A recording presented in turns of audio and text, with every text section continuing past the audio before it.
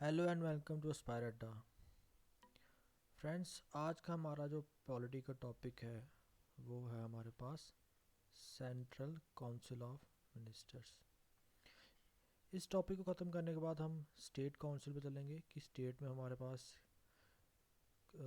कैसे एक central level के पैरेलल काउंसिल ऑफ मिनिस्टर्स रहते हैं। वैसी ही सेटिंग जैसे सेंटर में की गई है वैसी ही सेटिंग हमारे कॉन्स्टिट्यूशन में स्टेट्स के लिए की गई है। सो सबसे पहले हम सेंट्रल काउंसिल ऑफ मिनिस्टर्स को डिफ़ाइन क्या करते हैं। डिफ़ाइन इसको सिंपल भाषा में कर सकते हैं कि जो आपके मेंबर ऑफ पार्लियामेंट्स हैं उनमें से ही कुछ आपकी मिनिस्ट्रीज अलॉट की जाती हैं जिनको हम काउंसिल ऑफ मिनिस्टर्स कहते हैं। और इनकी जो रेशो होती है वो 15% ऑफ टोटल पार्लियामेंट स्ट्रेंथ के अकॉर्डिंग सेट की गई है। अब ये जो सेंट्रल काउंसिल ऑफ मिनिस्टर्स हैं आपके, इनका जो सबसे पहले आर्टिकल्स हैं इनका कौन सा है। सबसे पहला इनका आर्टिकल है 75। ये क्या डिफाइन कर रहा है कि prime minister shall be appointed by the president, कि prime minister shall be appointed by the president. अब फ्रेंड्स, आपके सामने 75 तो ये डिफाइन कर रहा है कि प्राइम मिनिस्टर को अपॉइंटेड किया जाएगा किनके द्वारा, आपके प्रेसिडेंट के द्वारा। और आर्टिकल 75 ही आगे क्या कहता है, आगे ये कहता है the other ministers shall be appointed by the president on the advice of prime minister. Article 75 ही कह रहा है कि आपके जो अदर काउंसिल ऑफ मिनिस्टर्स हैं वो आपके प्राइम मिनिस्टर की एडवाइस पे प्रेसिडेंट के द्वारा नियुक्त या अपॉइंट किए जाएंगे। ये चीज़ आपको क्लियर होनी चाहिए कि आर्टिकल 75 में ही दोनों प्राइम मिनिस्टर और काउंसिल ऑफ मिनिस्टर्स की अपॉइंटमेंट की बात कही जाती है। अब इसमें आप नेक्स्ट पॉइंट देखिए, प्राइम मिनिस्टर में be a member of any two houses. Any two houses आपको पता है हमारे यहाँ पे प्राइम मिनिस्टर की इलेक्शन जो है वो इनडायरेक्ट इलेक्शन है, इसीलिए दोनों हाउसेस में से किसी भी हाउस में से हमारा हमारा जो प्राइम मिनिस्टर है वो चुना जा सकता है, चाहे वो लोकसभा का मेंबर हो या राज्यसभा का मेंबर हो। ये चीज़ में दोनों में चुना जा सकता है कौन, आपका प्राइम मिनिस्टर। ये चीज़ आपको क्लियर होनी चाहिए। नेक्स्ट पॉइंट देखिए, Morarji Desai, Charan Singh, VP Singh, PV Narasimha Rao, H D Deve Gowda and Narendra Modi became prime ministers after being chief ministers of their respective states।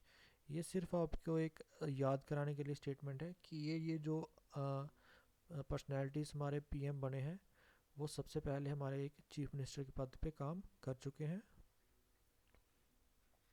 Next देखिए इसमें, the council of ministers headed by prime minister, मतलब कि अब जो काउंसिल ऑफ मिनिस्टर्स हैं आपके उनको हेड कौन कर रहा है, उनको हेड कर रहा है आपका प्राइम मिनिस्टर।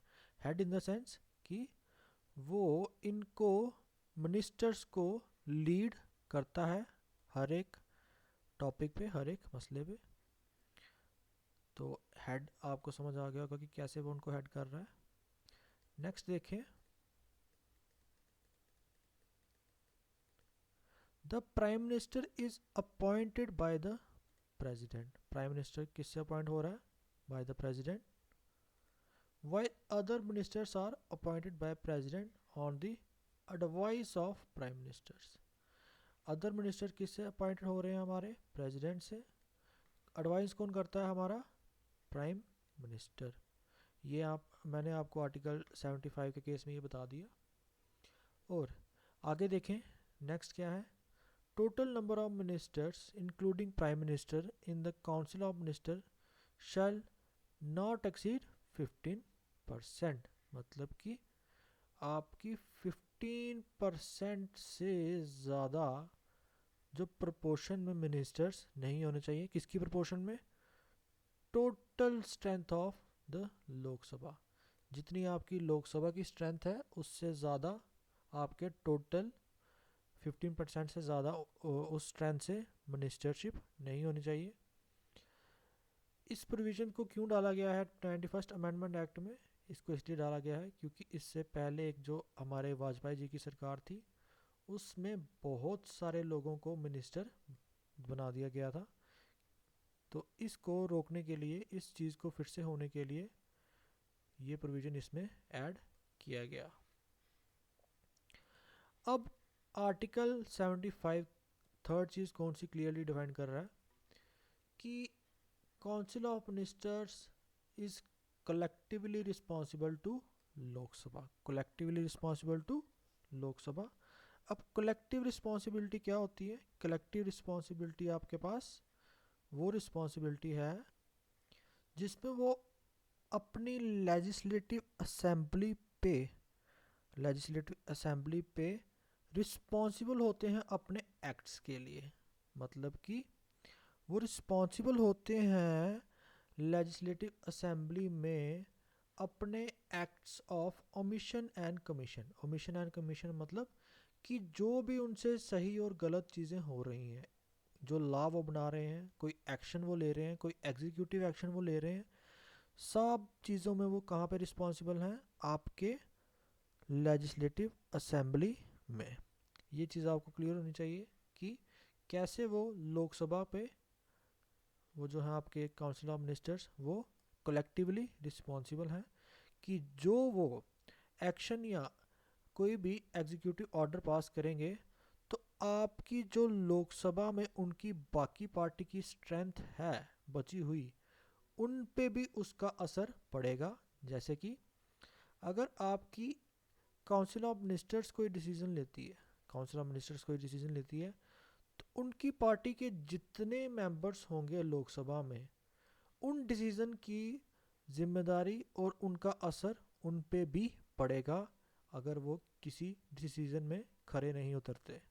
तो ये चीज़ आपको क्लियर होनी चाहिए कि कलेक्टिवली रिस्पॉन्सिबल क्या होता है। अगर कल को काउंसिल ऑफ मिनिस्टर्स रिज़ाइन करने पे आ जाएं तो आपकी पूरी लोकसभा जो है वो डिज़ोल्व हो जाएगी। ये चीज़ भी आपको क्लियर होनी चाहिए। सो नेक्स्ट हम देखते हैं इसमें क्या है। नेक्स्ट है हमारे पास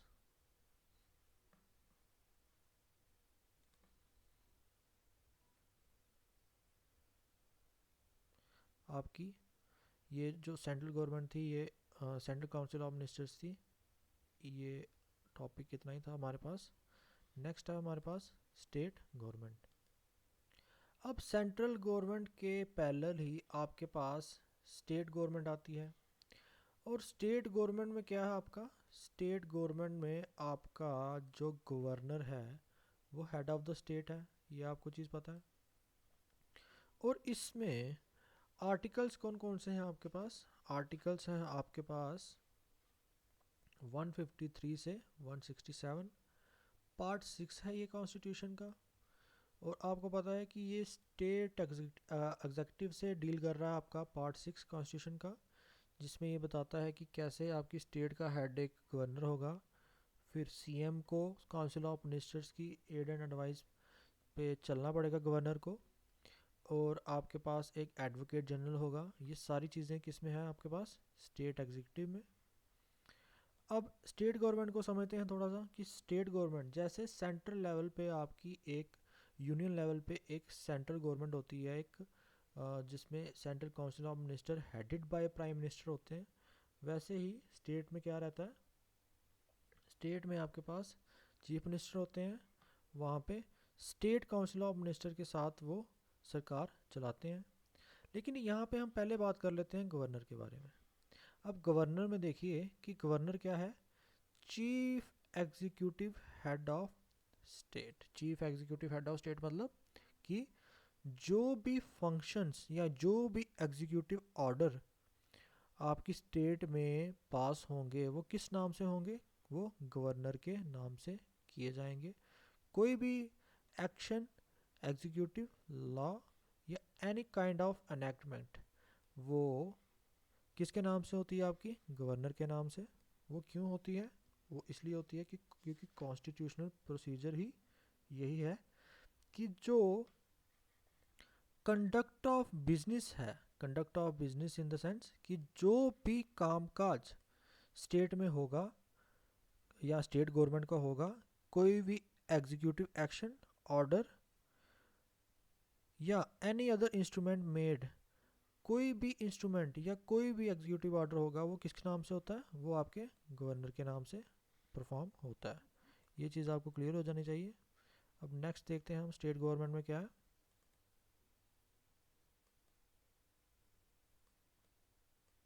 ये देखिए यहाँ कह रहा है governor is appointed by the president of India. Governor is appointed by the president of India. आपको पता है governor is appointed by president of India. और इसके मुताबिक हम ये चीज़ आपकी पिछली लाइन में भी हम देख सकते थे, उसने वहाँ पे लिखा था कि he is an agent of the centre, agent of the centre और एजेंट ऑफ द प्रेसिडेंट, मतलब कि वो आपकी स्टेट के अंदर एक यूनियन गवर्नमेंट का एजेंट के रूप में काम करता है। जैसे उसको यूनियन गवर्नमेंट से डायरेक्शंस आती हैं, वो वैसे वैसे अपनी कामकाज की परफॉर्मेंस में उसको अप्लाई करता है। The constitution lays down only two qualifications for appointment of person as a governor। और दो क्वालिफिकेशन कौन सी है जिसके आधार पे पर्सन को गवर्नर नियुक्त किया जा सकता है? First, he should be a citizen of India, एक वो इंडियन सिटीजन होना चाहिए और 35 ईयर्स ऑफ एज उसकी कंप्लीट होनी चाहिए। और इसमें थर्ड रहता है हमारे पास कि जिस स्टेट में उसको अपॉइंट किया जा रहा है, जिस स्टेट में उसको अपॉइंट किया जा रहा है वहाँ का वो बाशिंदा या वहाँ का वो नागरिक उस स्टेट का नहीं होना चाहिए। ठीक है, ये पॉइंट भी बहुत बार एग्जाम्स में पूछा जा चुका है। अब ये देखिए आप थर्ड पॉइंट की जिसकी मैं बात कर रहा हूँ। Additionally he should not belong to the state where he is appointed, कि जिस स्टेट में अपॉइंट किया जा रहा है उसको वो उस स्टेट का बाशिंदा नहीं होना चाहिए। अब नेक्स्ट पॉइंट देखिए इसमें, a governor holds office for a term of 5 years, उसके ऑफिस की टर्म दी गई है।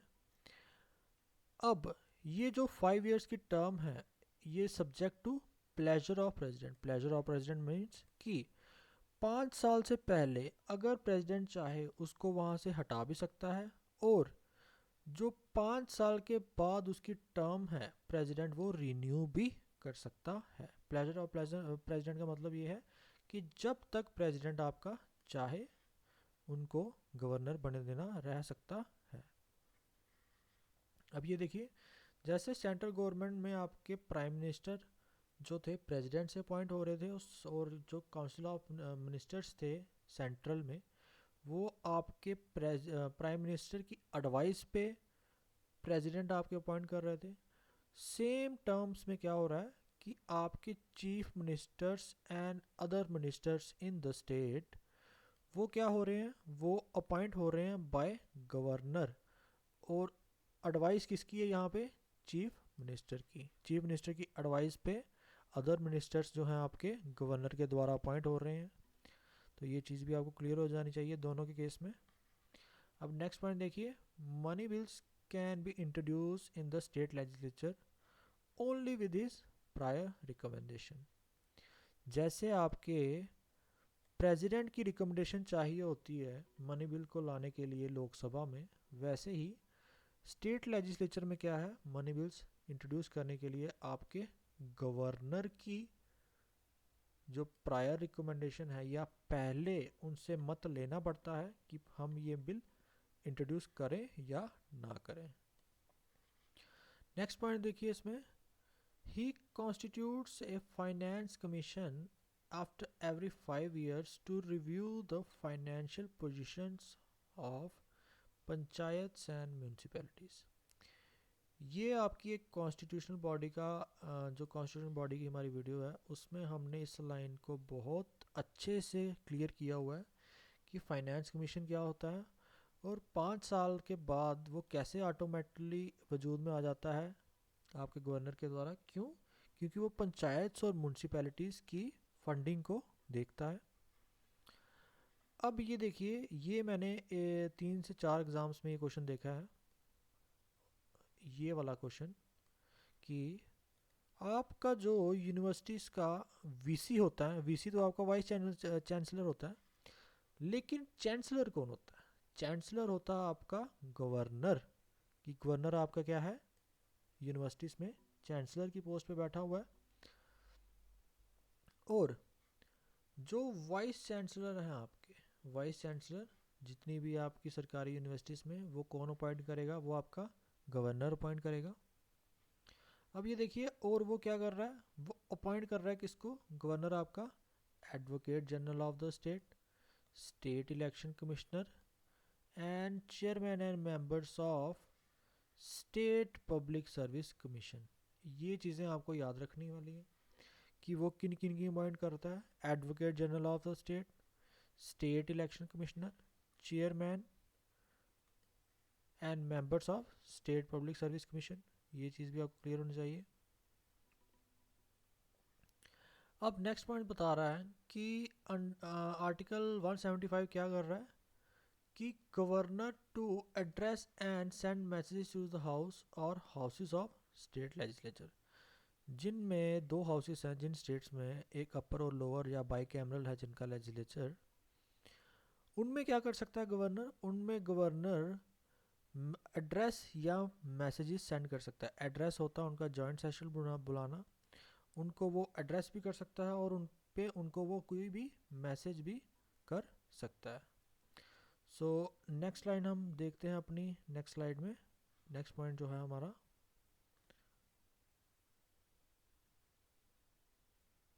ये देखिए। अब यहाँ क्या कह रहा है नेक्स्ट पॉइंट में, ये कह रहा है अंडर आर्टिकल 213 में क्या हो रहा है? He can promulgate ordinances. Ordinances आपको मैंने बहुत बार बता रखा है क्या होते हैं। ये ऑर्डिनेंस होते हैं आपके टेम्पररी लॉस, टेम्पररी लॉस। और ये टेम्पररी लॉस कब लगाएगा? जब आपका स्टेट लेजिस्लेचर सेशन में नहीं है। सेशन इन द सेंस जब वो काम नहीं कर रहा, उसकी ब्रेक है। और उसकी ब्रेक को हम किस वर्ड से डिफाइन करते हैं? जो आपके स्टेट लेजिस्लेचर या जो आपका लोकसभा की रिसेशन होती है, उसको हम बोलते हैं recess of the parliament. These ordinances must be approved by state legislature within 6 weeks from its reassembly। जब भी आपकी रिसेस ख़त्म हो जाती है तो ऐसे ऑर्डिनेंसेस, ऐसे टेम्पररी लॉस जो हैं, उनको अप्रूवल मिलना चाहिए किनका? स्टेट लेजिस्लेचर का, 6 वीक्स के अंदर अंदर उनकी कॉन्टिन्यूशन के लिए। नहीं तो वो अपने आप ऐसे ऑर्डिनेंसेस जो हैं वो रद्द हो जाते हैं। ये था हमारा गवर्नर का मसला। अब हम देखते हैं आगे स्टेट काउंसिल ऑफ मिनिस्टर्स क्या कर रहे हैं स्टेट के अंदर। हमने सेंट्रल काउंसिल ऑफ मिनिस्टर्स पढ़ लिए। अब ये देखिए कि स्टेट काउंसिल ऑफ मिनिस्टर्स क्या है। स्टेट काउंसिल ऑफ मिनिस्टर्स जैसे आपके सेंट्रल काउंसिल ऑफ मिनिस्टर्स हैं, मैंने आपको पहले बता दिया कि उन्हीं तर्ज पे हमारे पास स्टेट काउंसिल ऑफ मिनिस्टर है। अब कह रहा है कि article 164 clearly states that council of ministers shall be collectively responsible to state legislative assembly। जैसे आपके सेंट्रल काउंसिल ऑफ मिनिस्टर्स किसको रिस्पॉन्सिबल थे? वो थे आपके लोकसभा को रिस्पॉन्सिबल। वैसे ही आपके स्टेट लेजिस्लेटिव असेंबली को कौन रिस्पॉन्सिबल होंगे? आपके स्टेट काउंसिल ऑफ मिनिस्टर्स। इनसे कोई भी गलती या ओमिशन या कमीशन का कोई भी एक्ट हो जाता है तो सारे के सारे जो एमएलएस हैं उन पे इफेक्ट पड़ता है। ठीक है, ये चीज़ आपको क्लियर हो जानी चाहिए। Chief minister is appointed by the governor, ये चीज़ हमने देख ली। Other ministers are appointed by governor on advice of chief minister. अब देखिए, ये चीज़ भी हमने क्लियर कर ली है पहले की कि कौन किसको अपॉइंट कर रहा है, सेंट्रल के केस में भी और स्टेट के केस में भी। अब हमारे पास जो नेक्स्ट हेडिंग है वो है हमारे पास आपकी स्टेट लेजिस्लेचर की। So let's see state legislature क्या होता है।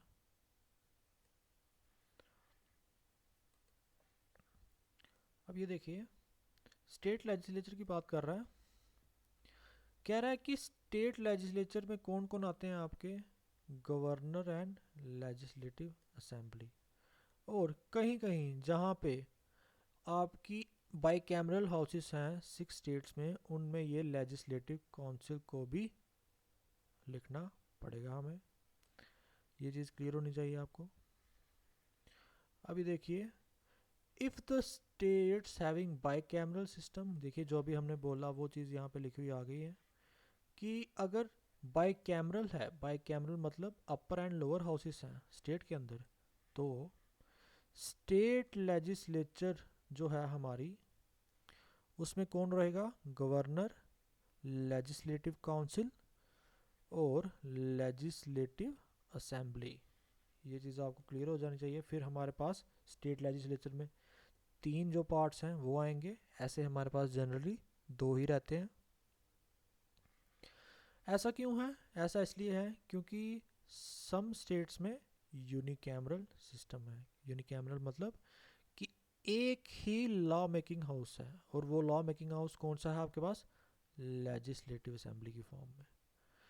अब कुछ स्टेट्स में बाईकैमरल है, उनमें क्या रहता है, उनमें आपके पास क्या रहता है, एक अपर हाउस भी रहता है, अपर हाउस भी रहता है, जिसको हम क्या बोलते हैं, जिसको हम बोलते हैं लेजिस्लेटिव काउंसिल। अब बाईकैमरल देखिए यहाँ जुड़ रहा है, और यूनिकैमरल देखिए यहाँ जुड़ रहा है। ये चीज़ आपको क्लियर हो जानी चाहिए। अब ये देखिए presently only 7 states have 2 houses. यहाँ आप 7 को काटें और अभी लिखें 6 स्टेट्स। क्यों, क्योंकि जो जम्मू एंड कश्मीर है उसको अभी आपके बाईकैमरल से हटा के यूनिकैमरल कर दिया गया है।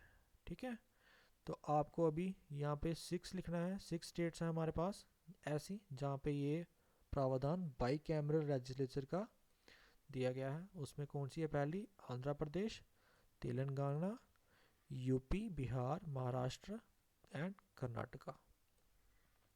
जम्मू एंड कश्मीर से ये प्रावधान खत्म कर दिया है। अब ये देखिए इसमें ये बोल रहा है कि 22 states have unicameral system. Unicameral में आप इसको 23 कर लें, जम्मू एंड कश्मीर को यहाँ ऐड कर लें। और नेक्स्ट पॉइंट में बोल रहा है द कॉन्स्टिट्यूशन प्रोवाइड्स फॉर अबिलिशन और creation of legislative council in the state. इस लाइन को हम आगे थोड़ा सा नेक्स्ट स्लाइड में स्टडी करते हैं, क्योंकि यहाँ पे हमारी थोड़ी इनकम्प्लीट है ये स्लाइड।